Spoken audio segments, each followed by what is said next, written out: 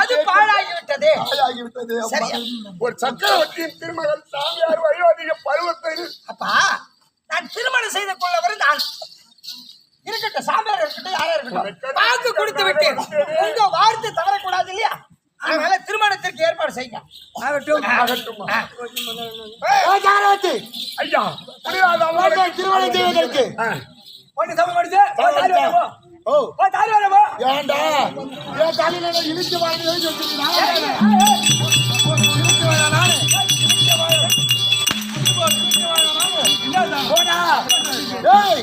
சத்தியம் வாங்கும் போது ஆகாயவாணி பூமாதேவி வரிய கண்டி காட்டணும். கண்டி காட்டணும். பொண்ணோட பொருளோட சேர்த்து கொடுக்கணும். தாலி நான் வாங்கி வர மாட்டேன், எடுத்து கொடுக்க சொல்றா.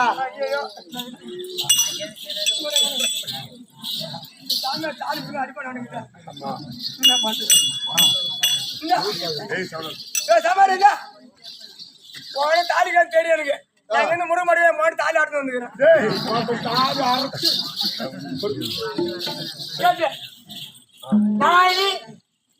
சாமி திருமணம் செய்து கொள்ள அவனுக்கு சம்மதமா? சம்மதம். ஆகட்டும். திருமணம் செய்து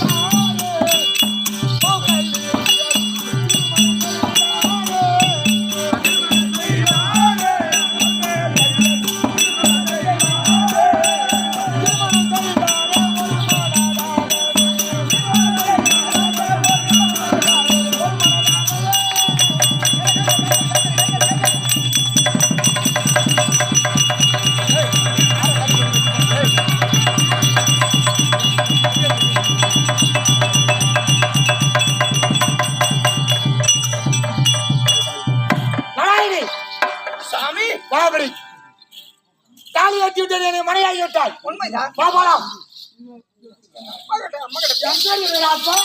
தாலியை கட்டிய கணவன் இருக்கும் போது தாய்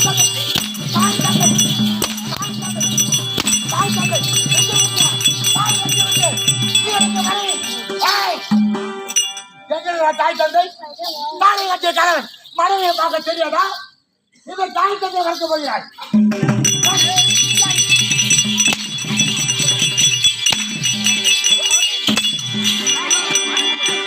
என்னை விட உன் தாய் தந்தை உனக்கு பெரியவராகி விட்டாரா? என்னை விட முக்கியமாக தாய் தந்தை நீங்க தான் தெய்வம். சரி, இருந்தாலும் ஆகட்டும். சீக்கிரமாக சென்று உன் தாய் தந்தை மாற்றுவான்.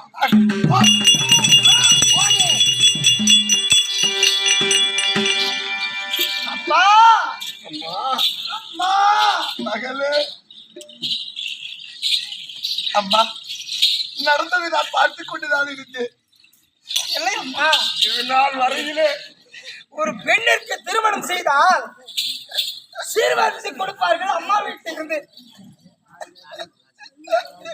அம்மா சீர்வரிசை நீங்க கொடுக்க தேவையில்லம்மா. என்னுடைய பதியாளவர் என்னுடைய கணவர் எனக்கு அடி கொடுக்கிறார். அம்மா எப்பேற்பட்ட ஒரு நாடாண்டவனுக்கு மகளாக பிறந்து இப்பேற்பட்ட ஒரு வயதாக திருமணம் செய்து போவதை என் கண்ணால் பார்த்தால் என் கண்ணுக்கு முன்னாடியே ஒன்றை எப்படி சாமியார் அளிக்கின்றார். இதுக்கெல்லாம் காரணம் வந்து 3 முடிச்சு போட்டிருக்கிறார். அந்த சாமியார் காரணம். பிறந்த நாள் முதல் ஒரு நாளும் என்னை கை தீண்டி அடித்தது கிடையாதம்மா. அடி எப்படின்னு எனக்கு தெரியாதம்மா. என் உடம்பு மேல ஒரு அடி கூட பட்டு என்னை வளர்த்ததில்லை. அவர் அடிக்கிறார், ஏன்னா கட்டில கணவன் அடிக்கிறார். அடிக்க வேணான்னு சொல்ல முடியுமா? தாய் தகப்பன் முன்னால் கை நீட்டி அடித்தும் தட்டி கேட்க முடியாத பாவியாக கை கட்டி நின்று கொண்டிருக்கிறார். அம்மா அம்மா அம்மா என்ன செய்வேன், ஏது செய்வேன்?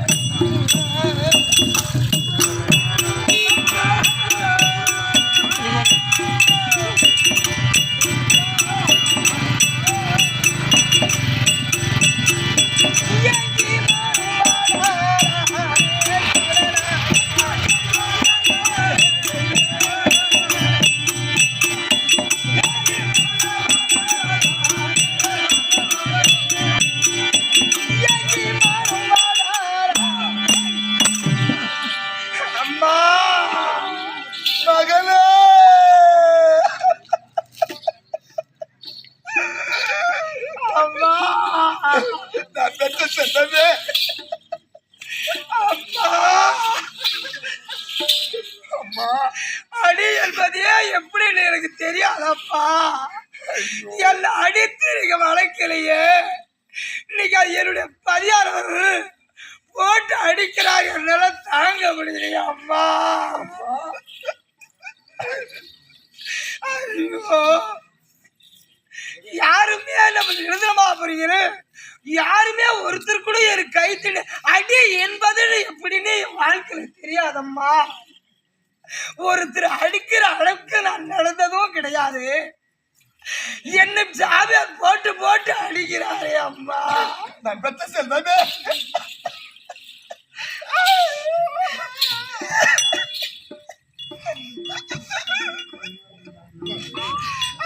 அம்மா மகளே, அம்மா சொல்லுமா. அழ வேண்டாம் அம்மா, அழ வேண்டாம். எவ்வளோ அடிப்பாரோ. அவர் இருக்கக்கூடிய இல்லத்திற்கு கூட்டிட்டு போலாம். எப்படி அடிப்பாரோ, என் உடம்பு தாங்குமோ தாங்காதோ எனக்கு ஒன்றும் புரியலையா அம்மா.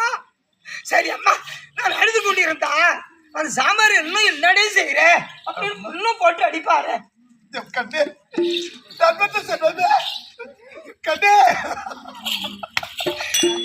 அம்மா, நான் 10 மாதம் சுமந்து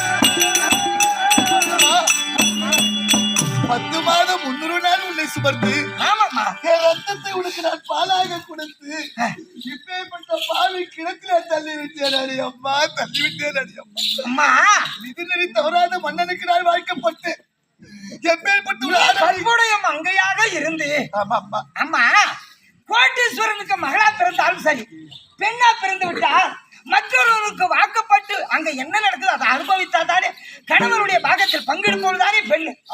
அதனால அம்மா அப்பா உனக்கு அழ தெரியும் என்பதை நீ அழுது இப்போதான்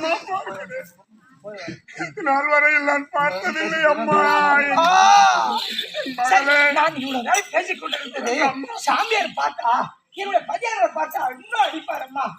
அதனால அம்மா இன்னும் தாய் தேதியோடு பேசிக் கொண்டிருந்தாலும் இதற்கு கணவன் இன்னும் அடித்தாலும் அடிப்பாரு. ஆமாம்மா, நேரமாகி விட்டது சென்று வருகிறேன் சொல்லுகிட்டேன். ஆனால் உங்கள் பெத்த தாய் ஒரு வார்த்தை சொல்லுகிட்டேன், கேட்குதாயா? என்னம்மா? பெண்ணாக புழுதலை பிரிந்து விட்டால் கல்லாடாலும் கணவன், புல்லாடாலும் புழுசல், கணவனை கண்கொண்ட தெய்வமாக நாடாண்ட மன்னன் நாராயண சக்கர சோழமுறை ஆட்சி புரியக்கூடிய மன்னனை வணங்கேன். காலகம் யாரை வருஷம் சென்றோம், என்னுடைய மாமன் சனியினால் காலகத்தை கழித்தோம். என்னை பார்த்து ஆசைப்பட ஓடி வந்தால் வேணும் அண்ணவனை எரித்து கொண்டார். எனக்கு மகனாக பிறந்து சாமியாரை திருமணம் செய்து விட்டோம் அப்படி என்று அவரை ஈவாக பேசப்படாது. கல்லானாலும் கணவன், புல்லானாலும் புருஷர் கணவனை கண்கொண்ட தெய்வமாக அவர் வார்த்தைக்கு இணங்கி கீழ்த்த கோட்டை தாண்டாமல் அந்த ரோடினை சக்கரவர்த்திக்கு மகளம்மா, தமையாண்டி அம்மையாருக்கு பெண்ணா பிறந்தவள். அப்படி நான் உங்களுடைய பேருக்கு உங்களுக்கு இழிவு தேடி கொடுப்பாரா? அப்படி கணவனுக்கு மதத்தினை குடும்பம் பண்ணி வந்தா உன்னுடைய பேரு புகழ் பரவாயில்ல.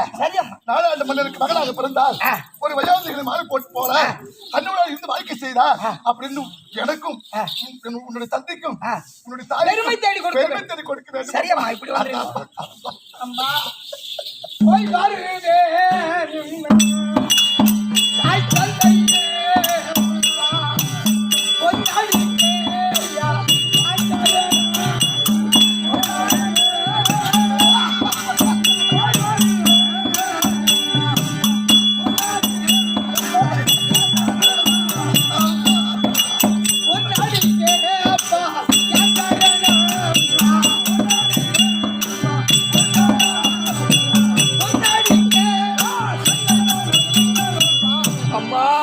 மகளை இந்த சாமியாருக்கு திருமணம் செய்து வைத்து விட்டோமே அப்படின்னு நீங்க மனம் கவலைப்பட வேண்டாம். புரிகிறதா? எக்காரணத்தை கொண்டு சக்கரவர்த்திக்கு நல சக்கரவர்த்திக்கு தமயந்திக்கு மகளாக பிறந்தவள் கணவன் சொல்லை தவறாமல் வாழ்ந்து நமக்கு பேரை கொடுக்கிற பேரும் புகழும் நமக்கு வாங்கி தருகிறாள் என்று பெருமையோடு இருங்களப்பா. அங்க என்ன நடந்தாலும் நான் பார்த்துப்பா. அப்பா அம்மா பேரை முன்னுக்கு கொண்டு வந்த கடமை உன்னிடம் தான் இருக்கு. சரியா? கணவனுக்கு மதித்து கொடுத்து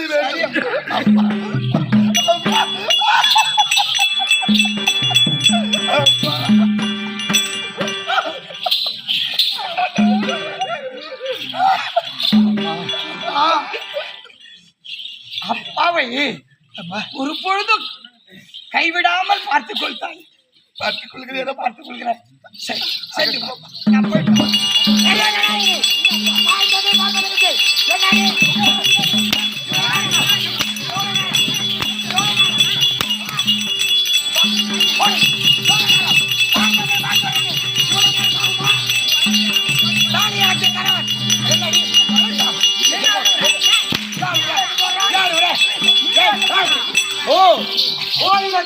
கல்யாணம் பண்ணிடுது அப்படி வருத்தமா வருத்தமா உனக்கு அப்படியே கண்ணு தண்ணி தாய் தந்தை இடத்தில் பேசுவதற்கு கொஞ்சம் லேட் ஆகிவிட்டது.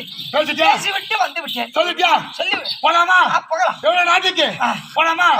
பாருங்க வாரு போகலாம்.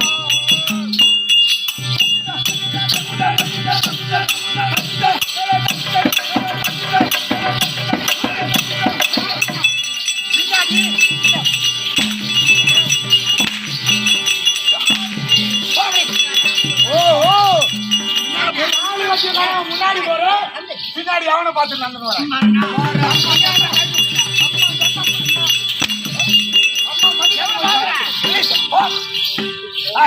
ஏற்பட்ட தவறான வழிக்கு போவேன்.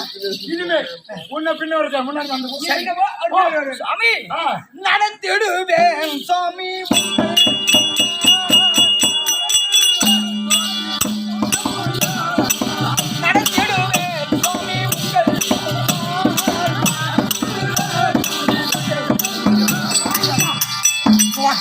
பின்னாடி